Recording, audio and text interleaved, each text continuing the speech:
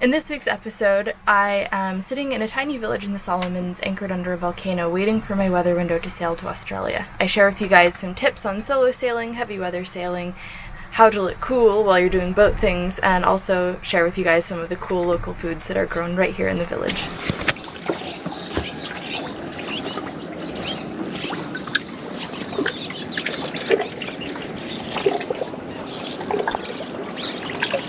Well, here we just left. I'm in Gizo now, which is a town that has a pretty notorious reputation, but there's a lady here who owns a gas station, and she very kindly allowed us to dock alongside her gas dock and use her security guy.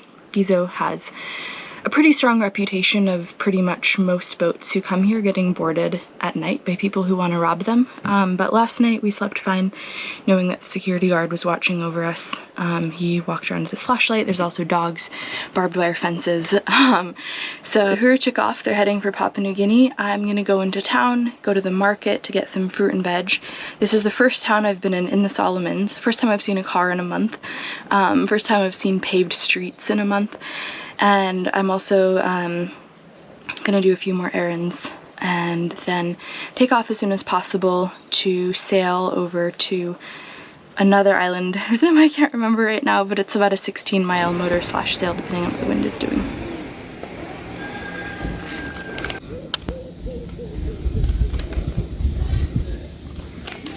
This is also the first time in a month that I'll have been able to get rid of my trash, but all I have is this bag of plastic stuff. All of my organics and food scraps and paper go into the ocean once I'm sufficiently far offshore. So this is basically just plastic things.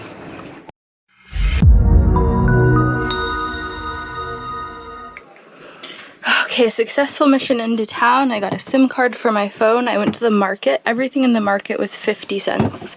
So I got these bananas were 50 cents. 50 cents for these beans, 50 cents for all of these eggplants, cukes were 50 cents a piece. And I also went to buy some dried goods, and honestly, ironically, some of the islands where I've been have more selection than the market. There were basically no fruits except for papaya. So what I'm hoping is that the next anchorage I go to has some people who come out to my boat and I can do some more trades with them. But for now I have some freshies, which is awesome, and tomatoes, which are one of my favorite things in the world. So I'm getting my boat ready to take off and head to this next place, 17 miles, right on schedule. It's 9:45, so I should be hopefully leaving in the next 15 minutes. I'm just gonna set up the head sail and then get underway. Getting off the dock alone is always interesting. So right now I have a little bit of a breeze kind of pushing me from the beam. It's coming from here. And I have a lot of room in front of me to turn around, although it gets really shallow. I only have 2 feet of water below the keel. So what I'm gonna do is hop off onto the dock, take off both my dock lines, and then give the bow a mighty shove out and try to make a fancy little turn.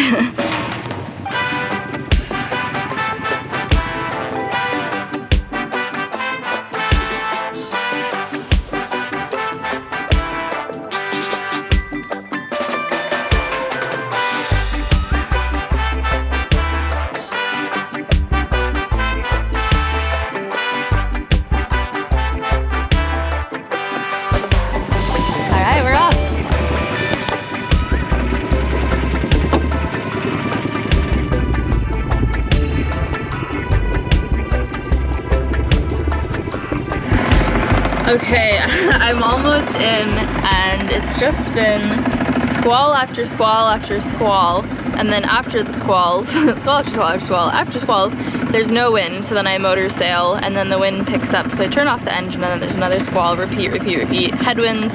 I'm so tired. Last night, because I was tied up to a dock, there were a ton of mosquitoes, so I had to sleep with a sheet over my entire body because I haven't been able to get to a clinic to get malaria meds, and I'm really scared of getting malaria. Well, not really scared, because I would have made a bigger effort to get malaria meds, but I really don't want to get malaria.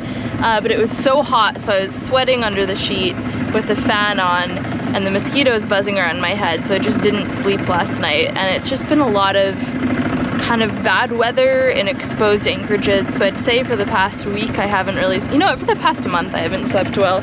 I'm just really worn out, and I forget where I was going with this complaining session, except to say that I'm really excited to get in, and I'm gonna stay here for the indefinite future. I'm meeting this woman named Hilda, who's also on a boat. I don't really know a lot about her. I got in touch with her because she runs a Facebook page for people who are cruising the Solomons, and because Uhuru just left, I didn't want to be alone in the Solomons. So I reached out to her. Oh, see, here comes the wind back again. And yeah, she told me where she was anchored. It was only 17 miles from me, so this morning I did all my errands in Gizo and then peaced out for this, you know, interesting sail to get to her. But once I'm there, I'm just gonna stop, I'm gonna chill, I'm gonna sleep. My boat is totally messy, like it's never been before, because I've just been too tired to clean.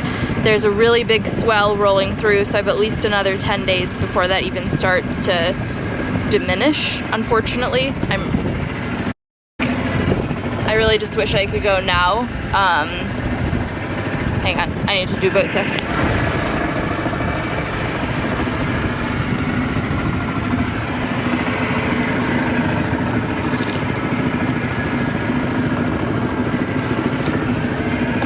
So yeah, I'm trying to get in before this next system hits, because I really don't want to be heading in the driving whiteout rain, but I also just really want to be in. This is the 4th squall that's hit me in the past 3 hours. It's also just been 2.5 months of really bad weather and a lot of sailing, a lot of miles made. No, never more than 3 nights in one spot for at least a month and a half, and I'm just worn down to the bone, and my tolerance for these things, where normally maybe I'd be like, oh, I feel so alive, it's fun, I'm just like, F this.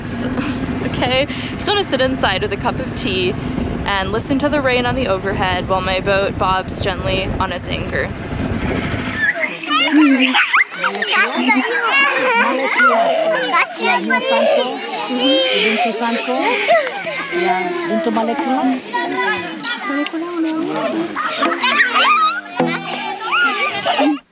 So yesterday I got into this bay, and it's very mangrovesy, very, very sheltered, very hot because there's no breeze. And the locals have arranged a bamboo band to play for us as a welcome. I asked what I could give in exchange, because I always like to bring something to every village or community that I visit, because they see the water as an extension of their homes, so it's like arriving and camping in someone's backyard and just expecting it to be free. So you know, sometimes people need food, sometimes they need clothes. In this case, they said to just bring 50 Solomon dollars, which is $5, to see this beautiful band. So anyway, I'm about to row over there. It's a bit of a hike, but they always have there's been a stream of people today who've paddled out in their dugout canoes, so I was like, I can definitely row over there if they can take the time to paddle out to say hi. So I'm gonna go over there and then see their bamboo band, meet the village, etc., etc., and I am taking you along with me. Let's go. This is the small village that I'm anchored by while I wait for my weather window to Australia. You can only get here by boat, and the locals pretty much grow all the food that they need. They catch fish and they grow their veg, and they're very self-sustaining. They really took me under their wing for this waiting period, which was super amazing, because it was sort of, I don't know, waiting for a weather window is hard.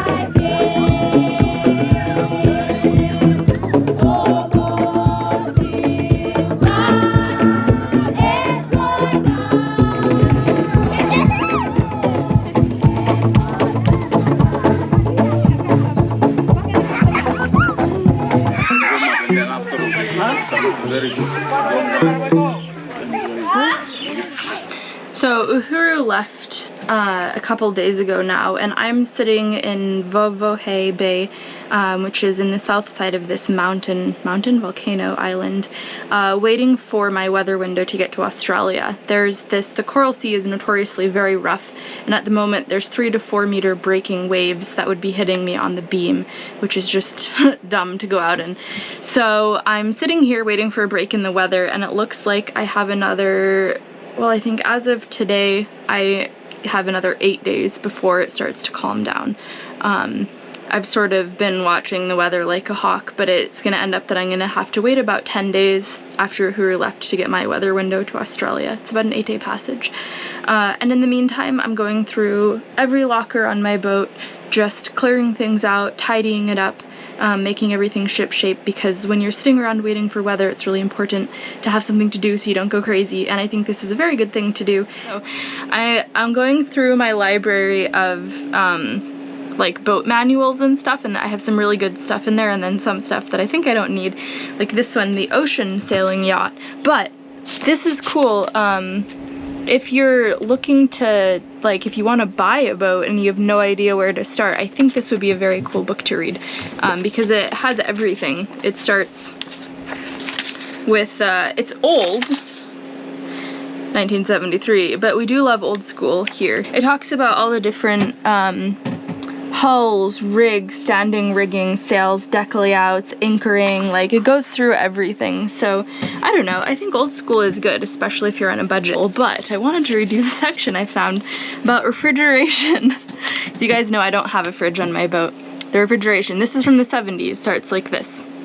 Any yacht doing extensive cruising must have some method of keeping things cool. The days of the cruising yachtsmen who existed on salt beef, rice, and warm beer have thankfully departed. Those brave souls merely existed, they did not live. I just got called out by a book. This is a book my parents had with them on their circumnavigation because it was before offshore weather really existed. It's called Instant Weather Forecasting. They said they used to laugh at it because it's not that good, but it tells you about the clouds and what they mean. Well, I thought that I would use it a lot on my boat, but to be honest, I've just kind of learned from what I've seen. So here are the things that I've learned about the clouds, because as you guys know, I get Garmin weather, but it's not great. So if there are mare's tails high up in the sky, it means that there's high wind high up, which means that normally this is on clear sunny days that you'll see them. But if there is a squall, because squalls push the air down from high and you see mare's tails, it's more likely that the squall is going to be stronger because the wind up high is higher. That's one of those things that I learned. The other thing I learned is that squalls move at a 20 to 30 degree angle different from the prevailing wind direction, and it could be either way. You never really know, but if you watch them, you'll know. That's why the wind often changes direction slightly during a squall, because they don't move exactly with the wind. Alright, here's a slightly more modern book from 2015 on single-handed sailing. Just for, I don't know, I mean, I can't recommend these books because I've never read them, but I do have them on my boat. If you're interested in single-handed sailing and you're trying to find, this talks about, like, good boats for it, good self-steering systems, and then just methods for doing everything, like going aloft, docking, dealing with securing the boat. Oh, that was from a knockdown. I was like, well, that's not how you secure a boat. I feel like I was skimming through one of these at some point, and I remember reading that if you're single-handing, everything takes about 20% longer to do than if you have a crew on board, for example, like reefing or changing sails or changing course, because if you try to rush, then that's when things go wrong. So my mantra is to never rush, unless, like, sometimes you just have to take the sail down because there's a big squall, but it still doesn't help to be really panicky, rushy. Like, you can do it slowly, subtly, safely, and I think that's pretty much true of any maneuver on a boat, even if you have crew. Like, when I approach a dock, I had one of my favorite captains tell me once, always approach a dock at the speed you're willing to hit it. Man, I don't know if I want to keep this book. I'm skimming through it and it's terrifying. He talks about a sea hitting, like a wave hitting the cockpit so hard that it flung a crew member against the wheel and broke the wheel, and he's like, just so you know, steering wheels aren't as safe as they look or strong or whatever. Ugh. Here's another depressing book that I definitely don't want to read before a big passage. The Fastnet Force 10 tragedy that killed 15 people. Yeah, maybe one for when I'm done with my sailing career, but I am nervous about the passage to Australia because it's notoriously rough, so I don't think I want to read a book about a bunch of people dying at sea. This is day 3 of cleaning my boat, and it just gets so hot here during the day. I'm already sweating and I haven't really done much. I found my fly swatter. I really needed this in Vanuatu. There aren't really any flies here. I've decided that I'm going to leave on Tuesday. Today's Wednesday, so I have 6 more days. A lot of this period of time is about just resting and getting sleep, relaxing, zenning, changing my mindset from go, go, go to slow, slow, slow. What up? Ooh, and I have some yummy lobster for lunch. Some of the local guys brought these around. $3 for both of these beasts. They smell terrible. They're definitely, so being from Maine, I'm used to lobster having a minimum size that you're allowed to take, and these are definitely smaller than the minimum size, and that makes me sad, but they came to me already killed, so I was like, I don't know.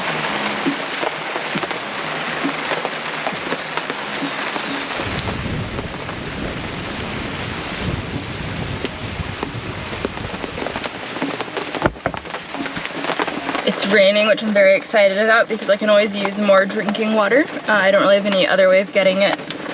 So the bucket is slowly starting to fill, and you can actually see the line where the rain stops, so it's coming towards me, which means the rain's going to stop pretty soon, obviously. And it's also a nice work break.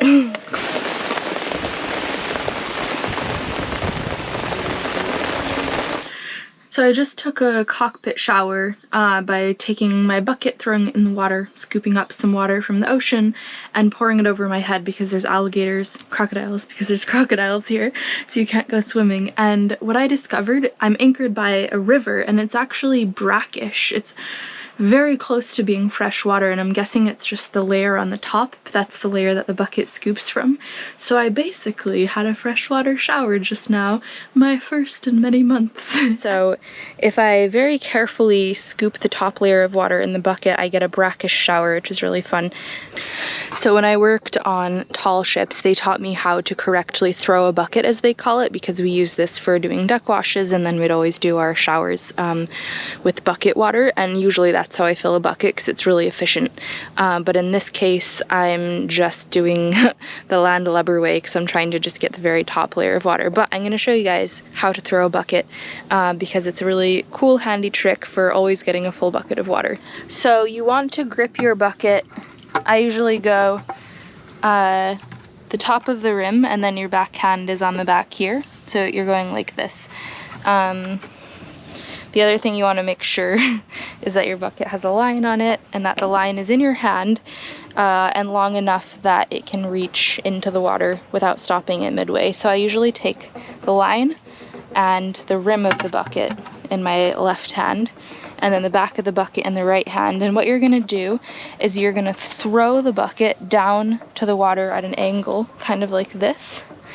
And then as soon as it hits the water, you're going to pull up on the string, and that's going to jerk the bucket, and it's going to scoop, and it's going to end up full of water.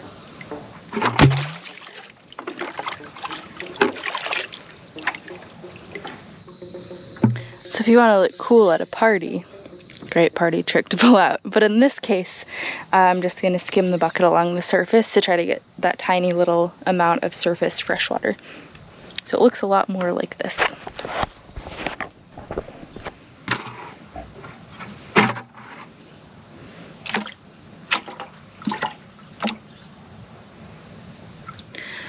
Now when I'm underway and I'm throwing a bucket of seawater to take a shower in the cockpit, I always make sure to tie my bucket onto the boat because, you know, going fast it can sometimes be ripped out of your hands, and it's really important that you let go of it before it also pulls you overboard. So then it's nice to have it tied onto the line. There's a lot of knots that I use to tie it onto the line, sometimes a bowline, sometimes a clove hitch. Sometimes, if I'm feeling fancy, I do the highwayman's hitch, or maybe it has a different name, but that's what I call it, and it's a very cool kid hitch. Once again, I'm just showing you how to be the coolest bucket thrower in all the anchorages. So the highwayman's hitch is really secure until you just pull one little tiny bit of it and the whole thing falls off. So this is how you do it. Really simple, really easy. Another way to impress your friends. Okay, so just really quickly, for those of you who don't know, basic knot terminology, the bight is anywhere in the line that's not either one of the ends. So this knot is completely tied on the bight of the line. We have the standing end and the working end. The standing end is what's attached to, in this case, the bucket, and the working end is the end that's dangling all free and happy. So what you're gonna do is you're gonna take the bight of the line and you're gonna pass it under the rail that you're trying to use. I'll try to keep these ends so that you can see which is which. Then you're going to grab the standing end and pull it into a little loop. Then you're going to reach through that loop and grab the working end and then tighten the whole knot down. Now I can pull on this as hard as I want from the standing end. You can see I'm pulling because my pulling muscles are engaging. Actually, I think those are tendons, and it's not going anywhere. But as soon as I pull on the working end, check this out, the whole thing comes off. Very cool. I'll just show that again in slow motion so that you guys can be thoroughly impressed by me. Here's how to open a coconut like a local. So, this is how they sell coconuts in the Solomons and Vanuatu. Basically, they've just removed the whole shell. And it looks like this. You're gonna take a big knife, and with the back of the knife, just whack the coconut, going around in a circle. Oh shit, that exploded.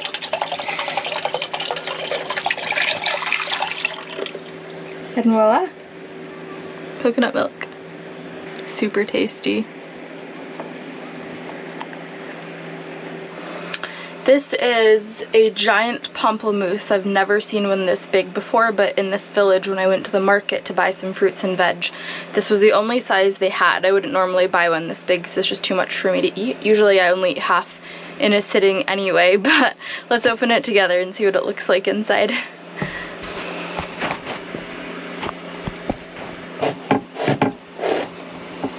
This has actually got a very thick pelt.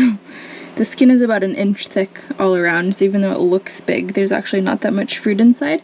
And this is one of the pink-fleshed grapefruits. So in Polynesia, they had these, but they were white inside, and they would call them pamplemousse because it's French. Here they call them grapefruit. And the pink-fleshed ones tend to have way more seeds, but they're a little bit sweeter. They have both the pink and the white here. Oh, super dry. Usually these drip. Like, I cut it on the cutting board, and as I'm cutting, the juice is dripping off the board, but this is just dry, dry, dry. So I would say don't get the big ones, which I kind of knew anyway, but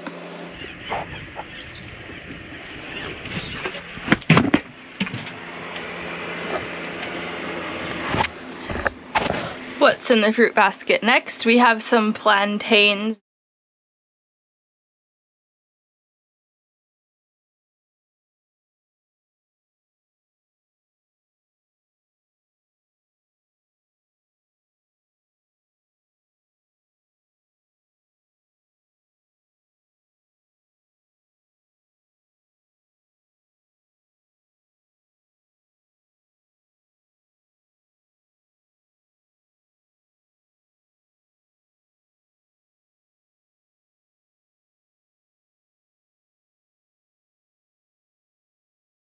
This is caramelized on the outside, soft on the inside. So yummy.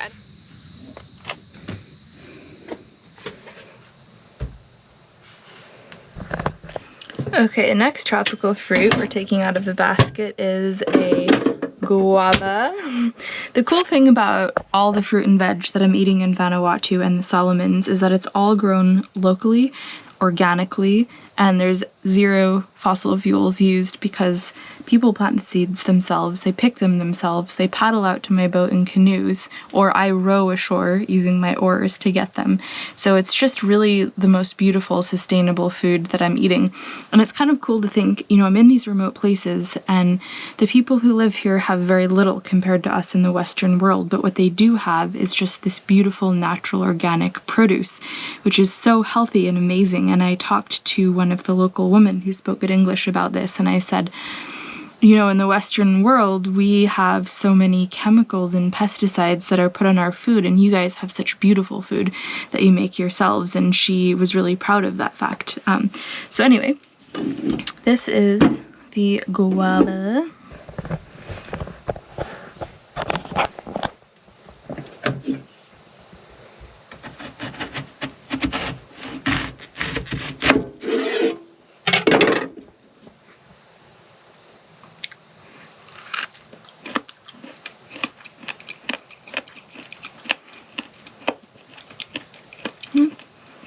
Tastes like a mix of a guava and an apple.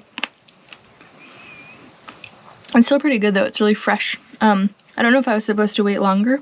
I bought these 4 days ago, and I assumed that all the food at the market was ready to go, so this might just be a variation. So another fun thing I got at the little market here is these nuts, and when they're ripe, they actually have this very handy little opening right here that you can just super easily pull off. Pull the skin off, check for bugs now, new fear unlocked, and eat, repeat. So night before I'm leaving, tomorrow I'm gonna get up at the crack of dawn and sail to Gizo, where I'll clear out and then carry on towards somewhere. I'm not really sure which country I'm gonna get to yet, but I'll talk about that more tomorrow when I'm underway. But there's two things that I've been doing, besides just general getting the boat ready, sails and sea stowing and stuff. There's two things that I've had to fix that are pretty important. One is the tiller pilot. Now, someone gave me this tiller pilot, and at the time I was in French Polynesia, and the old tiller pilot connected to the boat using a plug that was different than what the new tiller pilot had, and I wasn't able to get the new tiller pilot's plug, like the boat side of the plug, if you know what I mean, like this plugs into the boat. So what I did was I cut the end off the old tiller pilot and I spliced it onto the new one so that it had the right plug, and then it works. The problem is that the wires actually pulled out of this splice, so I had to cut open all of the electrical tape that I put in here to waterproof it, which worked. It's very waterproof, no water in here at all, and re-terminate these wires. So I'm just gonna seal that up, and then I'll have the tiller pilot back. I like to use him when I'm motoring. Okay, just got my coffee and my thermos of tea. It's almost 6 in the morning. My goal is to leave at 5 or 6, so I'm slightly behind schedule. That's because I woke up, decided it was too early, and turned off my alarm. Because it was still dark outside. I have a problem with getting up when it's dark outside, but now it's starting to get light and I'm good to go.